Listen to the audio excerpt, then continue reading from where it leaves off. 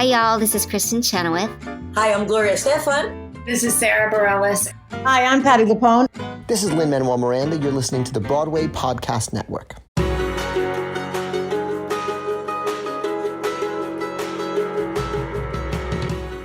Welcome to the Theater Podcast, intimate personal conversations with the theater's biggest names. I'm your host, Alan Seals, and this episode is with Katrina Bowden, who, among her 40-plus TV and film credits, has two of my favorites, 30 Rock and Tucker and Dale vs. Evil. She's also been in a bajillion episodes of The Bold and the Beautiful, has a new movie coming out called Great White, which is a serious thriller. It's actually a little bit different from the comedic role she's normally given because, as we discussed, she's looking for more challenging things as she gets into her 30s. She wants to really go home at the end of the day and feel good about what she's done and feel challenged, feel fulfilled in this amazingly intense industry. She was an absolute delight to talk to. So now let's get straight into it. Everybody, please enjoy this episode with Katrina Bowden. Here you go. 1, 2, 3. Today's guest you may remember as Cerie, Liz Lemon's seemingly clueless assistant on 30 Rock, or maybe Allison in one of my actual personal favorite movies, Tucker and Dale vs. Evil. She has literally dozens more TV and film credits, including Ugly Betty, New Girl, Scary Movie 5, Sex Drive, and Dirty John. And at the time of recording now, has been on 217 episodes of The Bold and the Beautiful, and is now starring as Kaz in a brand new movie called Great White, which just came out on July 16th. Katrina Bowden, welcome to the Theater Podcast. Thank you for having me. Wow, what an intro. You're very welcome. I shortened it because your career has just exploded. It was like you came out of nowhere in 2006. And that's actually kind of where I want to start with the whole thing, is because you were on 30 Rock. That started in 2006. And that was right when you turned 18. I don't know if that was coincidence or not. Yeah. But did you have any clue that this was the direction that your life was going to take? Because you were into modeling beforehand, right? Yeah, well, I mean, I hoped that that's the direction my life would take. I didn't know if it was going to happen or not.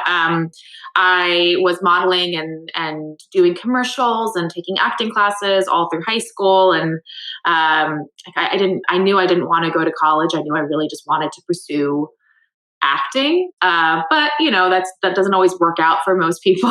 So I was ready to go to college and, do the whole thing. I was going to go to school for acting, and I was super excited about that too. But then when I was 17, about to go to college in New York City, is when I booked 30 Rock.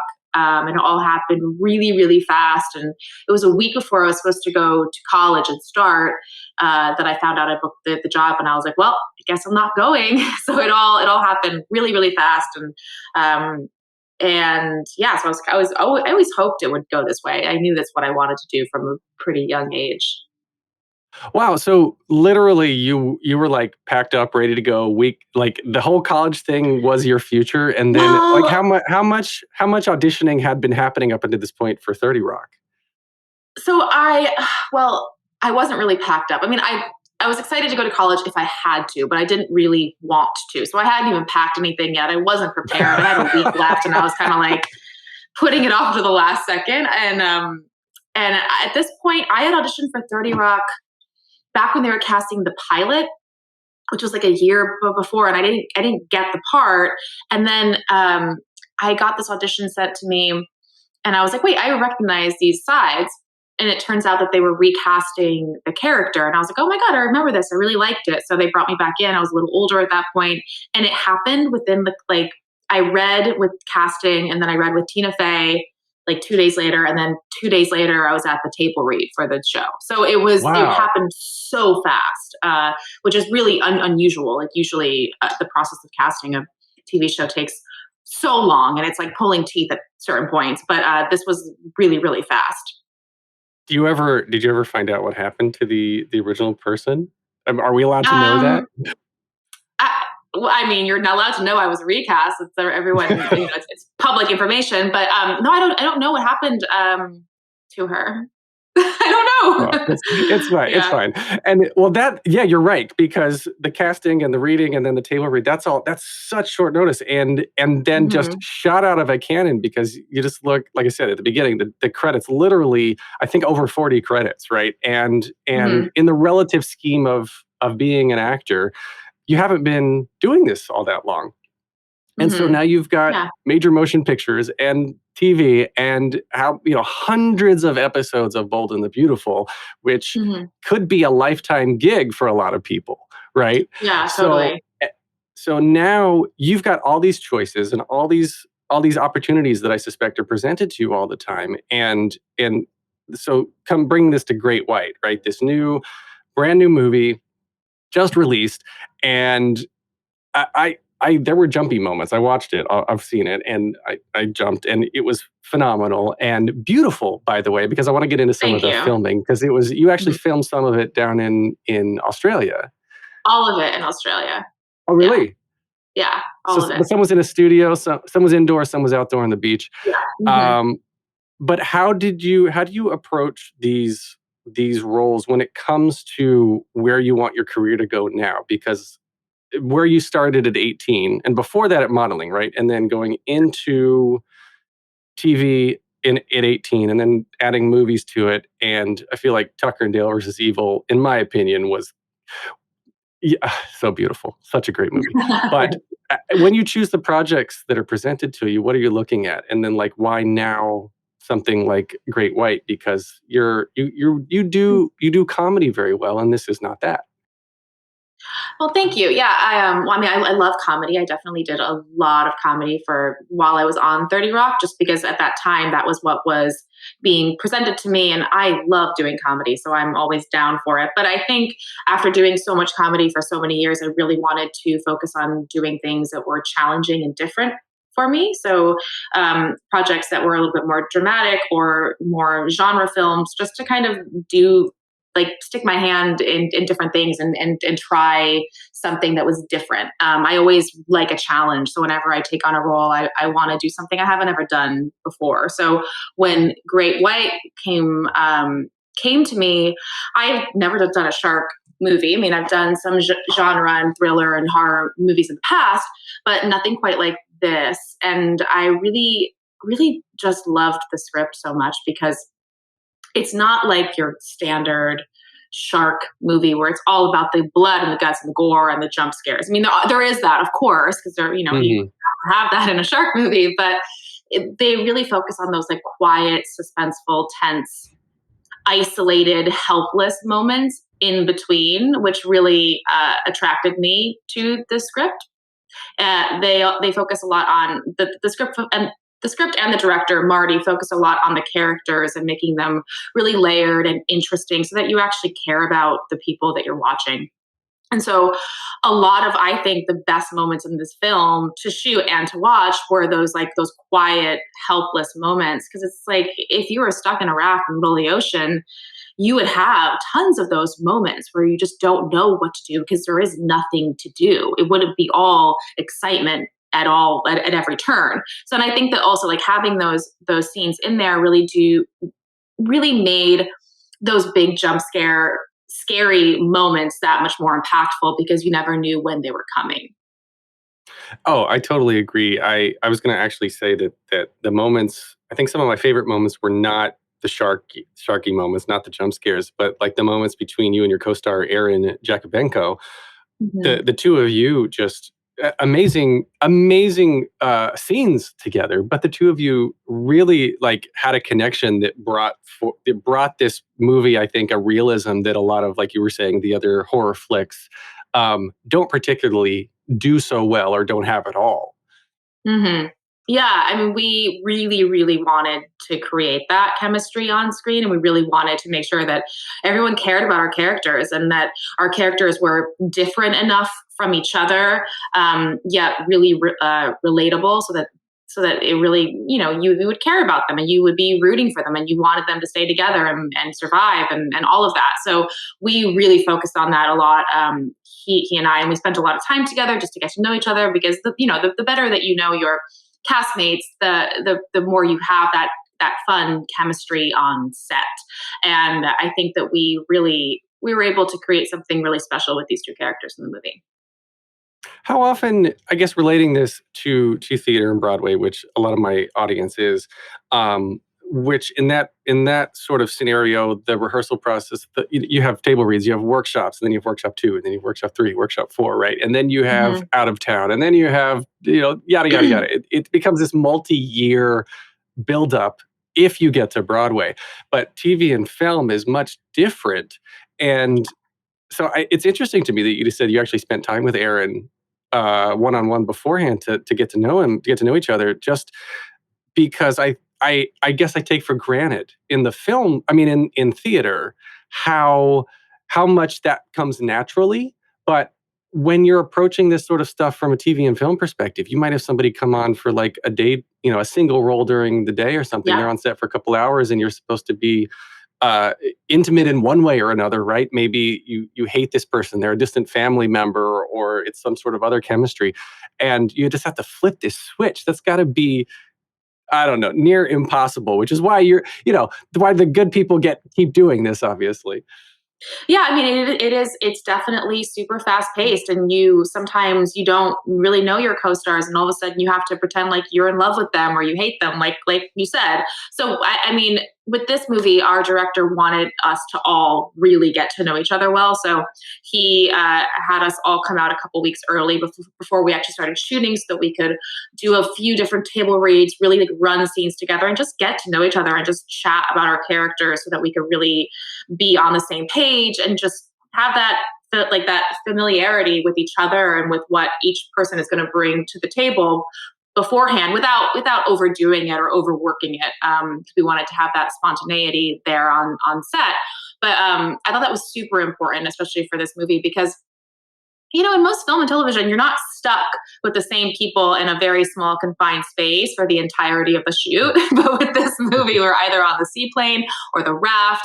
And you can't really, if you don't like the people that you're working with, or you don't really all genuinely get along, it's going to come across on screen in not so good way. So we were really lucky because the whole cast, we just really liked each other, and we just had a lot of fun, and we were all really game for anything, because in a movie like this, you're in the water, things go wrong. It's not the most glamorous type of shooting environment at all times. So I felt really, really lucky to have such great actors who were just down for anything on this movie, because I think if we didn't have that, it wouldn't have turned out the way it did. Yeah, it worked. And I have one logistical question that I've always wondered this, I never asked it, but this is a stupid question, but when you're out doing a movie like this, where you're supposed to be on a raft in the middle of nowhere in the sun for hours and hours and hours, when you're actually outside, not in the studio, not protected, how do you, I was looking for signs of actual sunburn throughout the whole movie, and I couldn't find it. How do you keep, is there, do you have something on top to actually block the sun while you're shooting? How does that work? They had certain flags that are on C-stands that they put in the water to protect us from sun. But some shots you can't have that. Some shots they had to be a little bit wider, and they actually had to have a lot. They used all natural sunlight for all the outdoor shoots. And actually, the majority of our shooting was outside. We had a studio, 1 week in a studio, but that was it. So the majority was outside in the heat, in the sun. And it was just the combination of, our grips having really good flags to protect us, umbrellas that we would put up in between takes, and our hair and makeup department just basically hosing us with sunscreen at every single moment. So that combination seemed to work pretty well. But we all got pretty tan on that shoot, I will say. Just the endless being outside in the sun will do that to you, especially in Australia. Yeah, absolutely. I want to take this back to Wyckoff, New Jersey now, which is where you were born. And that's basically as much information as I could find about you prior to 18. And please, at any point, stop me if you don't want to talk about anything, because it seems as I was trying to research for this episode that you purposely are intentionally a private person. And so, just tell me about what what got you into, I guess, modeling, and then the desire to turn that into something more? Or did acting come first and modeling was a gateway? Like, tell me the younger story. I guess you could say modeling was a little bit of a gateway. I've always just been like a big ham. I love a camera. I was always that kid that if anyone would watch me, I would put on a show, whether it was good or not. I never turned down a chance to get my photo taken. That was just how I always was. So being that type of kid, I just really loved the idea of make believe and playing pretend, and the idea of acting just sounded like the perfect thing for a person like me. And when I started modeling, I had some family friends who had their kids doing some modeling and they were making a lot of money. And as a teenager, I was like, ooh, I could do something like this and like make money. Like, yeah, sign me up. So that's why I started modeling, to be completely honest, just so I could make money, as a teenager. And from there, I also started taking acting classes at the same time and really fell in love with that, and just, discovered how much I loved it, how much I loved exploring, my own past and my feelings. And I went to these classes in New York City with Anne Rattray. I don't know if you're familiar with her, Mm-mm. but her classes were like therapy sessions for all of us. And it was mostly like teenagers, and we would all sit around and talk about our feelings and our pain. And as a teenager, it was just like a pretty vulnerable experience, but I really loved it and looked forward to it every single week. And so those classes really, really made me fall in love with acting and keep making myself a better actor. And I still use all of her techniques that she taught me from, those early years. And at that point I started auditioning for a lot of commercials, auditioning for little things here and there. I was booking a lot of commercials, but most of them were like kind of like model-y commercial type things. So yeah, that's kind of how I started. I didn't have anyone in my family in the industry. My mom always did theater when she was a kid, but she's always been very much like me. She just loves, the attention, and she loves the crowd. So I guess I kind of got a little bit of that from her. But yeah, that's how it all started.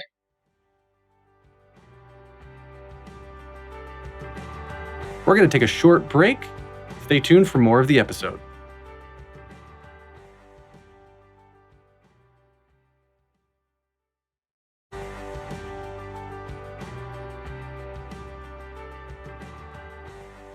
Wow. Okay, so then the therapy aspect of this always, as soon as someone mentions that, that's where I go. I love this kind of stuff. And for me, I think that people are attracted to theater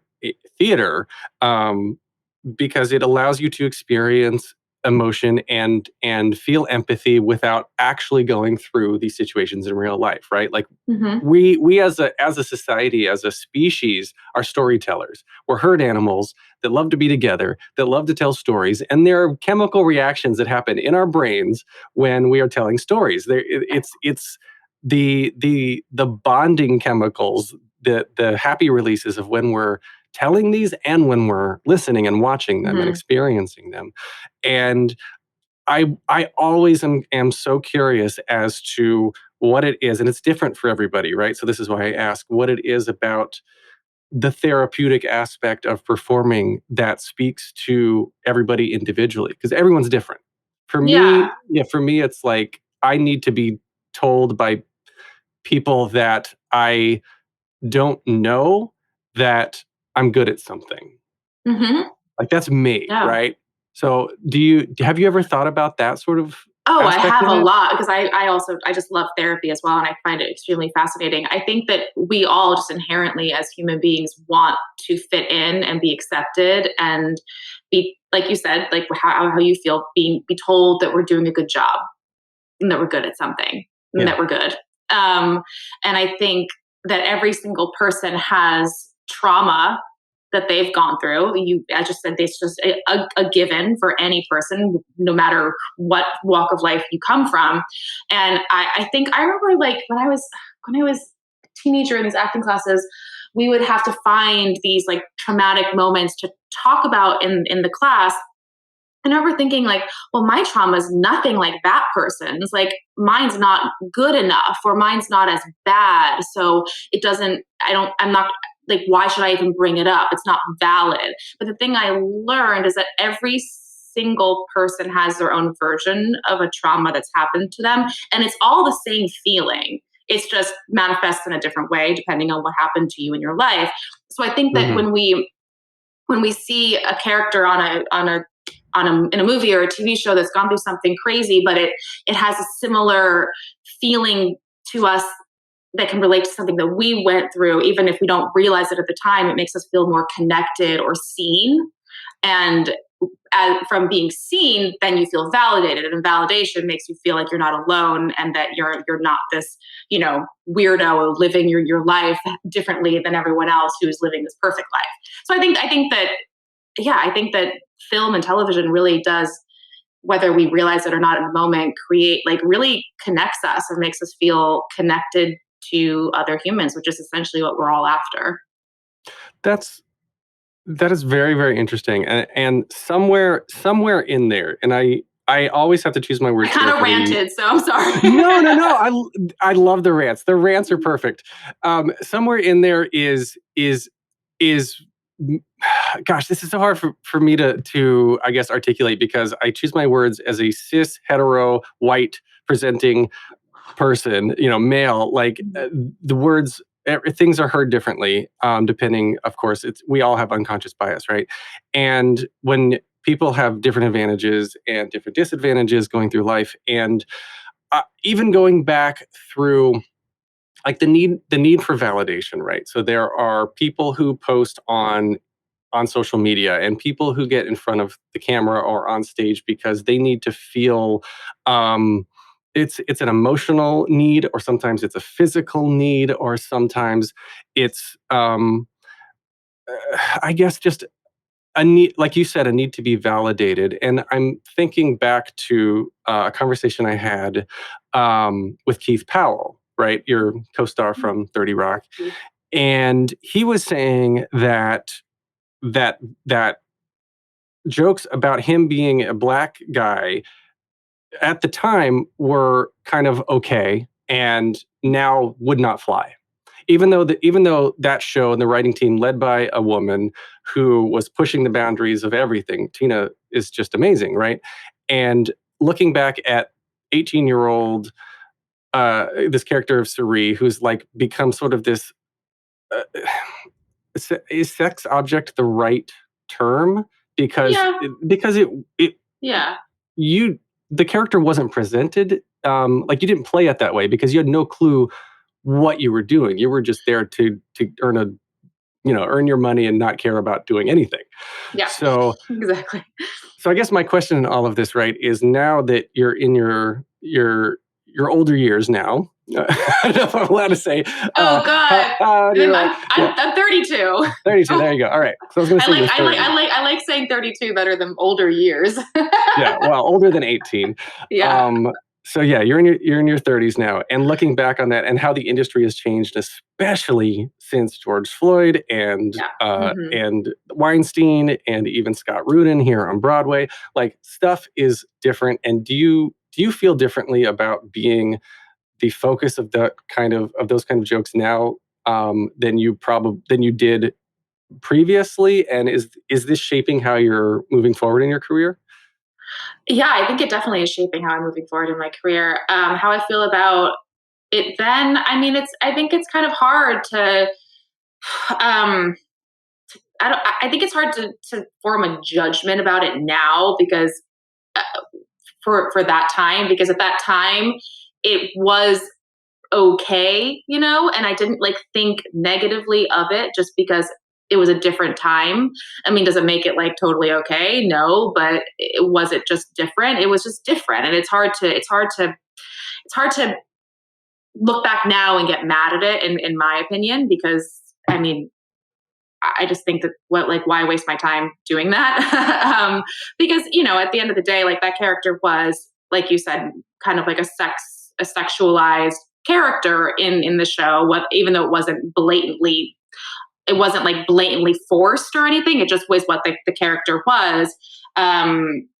And at that time, that was just the norm in comedy. I mean, all comedies at that time, that's just what it was. And it wasn't anything malicious about it, really. It just was more okay to do that. And like with what you spoke with Keith about, it was like the same type of thing. It just was what it was. And it's kind of sad that's where we were. And thankfully now we're in a very different world where things are, we're more aware of everybody else and everyone's feelings and what's okay and what's not okay. And I think that's great. And I think moving forward, it's awesome. But I don't ever look back and get like upset about it, if that makes sense. But yeah, I mean, the industry is definitely changing in a lot of amazing ways, and I'm really looking forward to seeing like how it continues to go, because we've made some pretty huge changes that I think needed to be made for a while. Right. And I feel like that also connects to what you said near the beginning too, of the roles that you choose now are challenging. There's something of substance. Mm-hmm. It's not just showing up in underwear and being like, hey, all right, I'm here and now I'm going home, and that was not fulfilling by any means. And I mean, like I was getting cast as like the same type of character for a long time, and like it was great because I was working a lot and I was getting a lot of experience in the process. But at a certain point, I was kind of like, well, I can play this kind of character in my sleep. I would rather do something, or I'd like to do other things beyond it, so that I could really showcase what I can do as an actor and challenge myself and put myself in more difficult roles that made me really dive deep. And that really is what fills me up and makes me happy as a person. Yeah, I look back to on let's say 2011, you were voted Esquire's sexiest woman alive, which I feel like is sort of a double-edged sword, because on one hand, it's a nice career booster, it's recognition, and on the other hand, it literally is pitting women against each other. I know. I know. And the worst part about it is that it was like a voting thing too. So it's not only, I know. I mean, it was an honor, of course, and it was very exciting at the time, and it's a cool thing. But you're right. It's like, but women have always been pitted against each other for as long as I can remember. So I guess at the time I didn't think of it that way. Yeah. Well, I think where you're like your career now is beautiful and well-rounded, and Great White is, like you said, it's emotional as much as it is jumpy and horror flicky. And I know I read somewhere that you actually don't like horror. Were you trepidatious to watch this when you saw it? I'm okay with watching the horror movies that I'm in. I don't dislike horror. I'm just such a baby that I get really, really scared, and it'll keep me up for nights and nights on end. So it's a little bit easier when I'm in the movie, because I'm like, okay, wait, yeah, I remember shooting that. That's fake. That's fake. That's fake. But interestingly enough, having shot horror films, it doesn't make watching another horror movie easier for me, because everyone says to me like, well, you shot these, like, it's all fake. How can you be scared? I'm like, I don't know. I'm just because they do a really good job. It's just scary. So, but no, with Great White, I guess, no, I wasn't scared to watch it. I was more excited because I really enjoyed shooting it. And I really was curious to see how all of our underwater shots turned out, because I had never done anything like that before. And I remember it being such a struggle when we were shooting it. So I was really curious to see how it all looked. And I was pretty pleased when I saw it. Why was it a struggle? I always wonder how many times you have to like stop and go up and catch your breath and come back down again. So we went through scuba training for this movie. Really?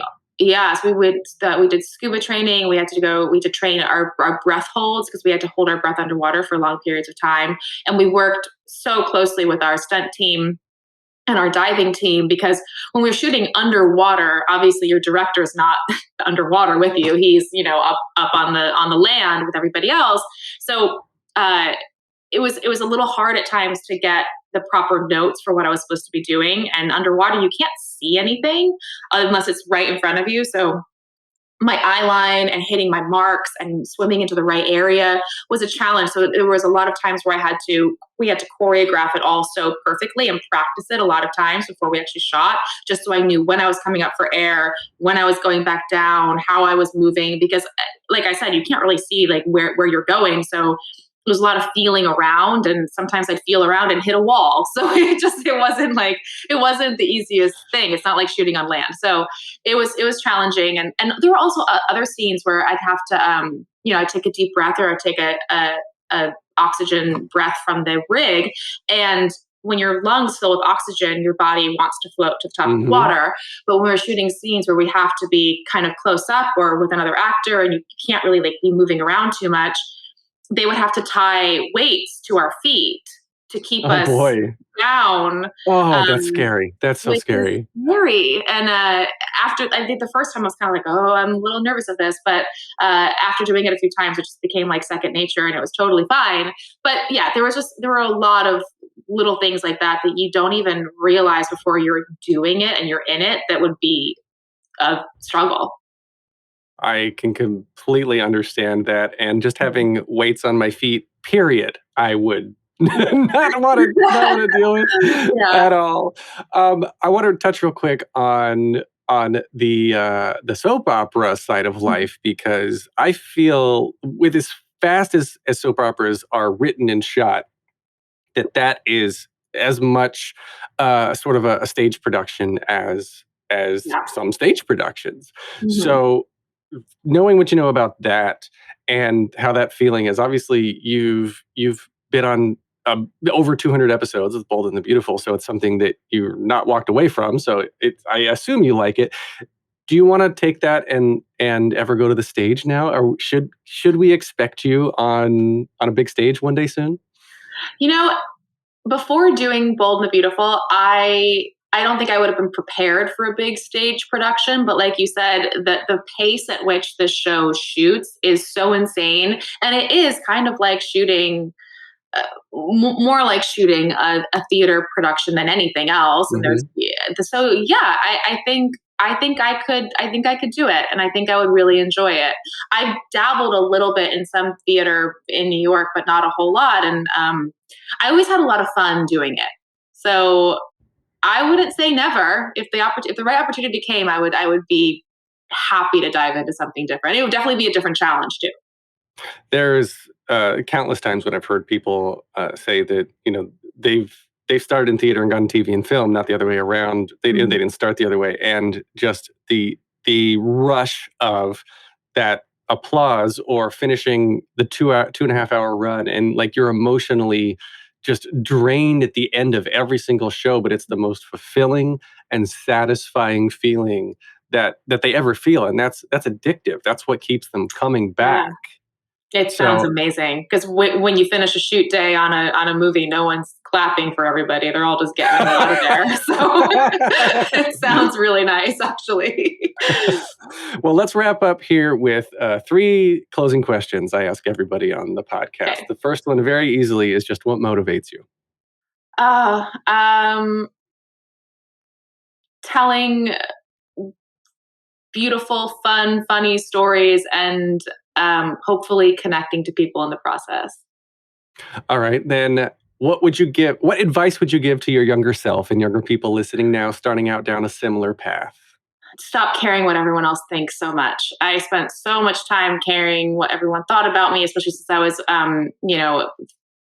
kind of thrust into this comedy world, and I was so young, and I felt like I didn't know anything, and I felt like I had to be a certain way to impress people. So if I could go back and change anything, I would just have been myself from the very get-go. And that's the advice I would give. I like that a lot. All right. So you can take this last question and apply it to any sort of performance medium. If you could only see one show for the rest of your life, but you can see it as many times as you want, what would you see? Oh my God. This is so hard. I'm probably going to say Sex and the City. Okay. Just because I have seen it so many times and it never gets old, and it's always funny and entertaining. And I was going to say something like Breaking Bad, because it's one of my favorite shows ever, but it's a little heavy to have to watch all the time. So I think I would choose something like Sex and the City. All right. I'll take that. And where can we find you online? What are your socials? I'm at Katrina K. Bowden on Instagram. That's where I do mostly everything. I have a Twitter too, but I don't really don't really go on it much, so it won't be worth your time going over there. But Instagram is where I do it all. All right. You can find more of me at thetheaterpodcast.com. I'm on Instagram and Twitter at theater_podcast. Please leave a rating and a review wherever you are listening now. This has been edited by Well-Rounded Hoodlum Productions. Jukebox the Ghost provided the intro and outro music, and Katrina Bowden provided the wonderful conversation. Thank you so much. Thank you so much for having me. This was fun.